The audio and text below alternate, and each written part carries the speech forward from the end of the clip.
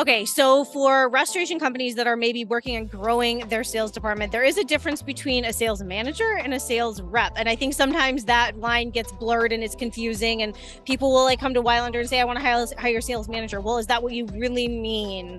Are you actually? So can you explain the difference between a manager and a sales rep and what their roles are? Sure. And you brought up a good point. Someone comes to Weilander and says, hey, I heard you guys hire sales managers or salespeople. Will you find me one?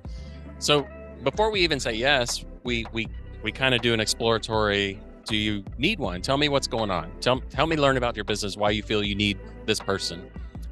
So we want to make sure that you really need a sales manager. If you're doing $1 million a year in business, first of all, you can't afford a sales manager, right? Typically, we're seeing a full-time sales manager with a company doing $5 to $7 million, provided they're hitting their margins and they're in those benchmarks. But as far as to answer your question, what is a sales rep versus a sales manager? A sales rep is a totally different skill set than a sales manager. And one of the horror stories that we hear all the time is people or owners promoting their salespeople to sales managers. Totally different skill set. It's kind of like your CFO versus your bookkeeper. One's a historian and the other's a librarian.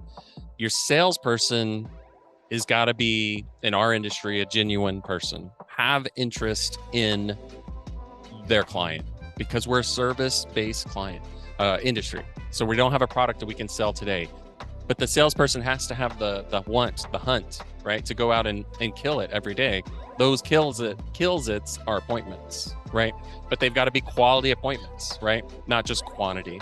So sales rep, in my opinion, in our industry is definitely someone who's genuine, has an interest in their business, their client's business, looking to provide value. Maybe it's related to our industry, maybe it's not.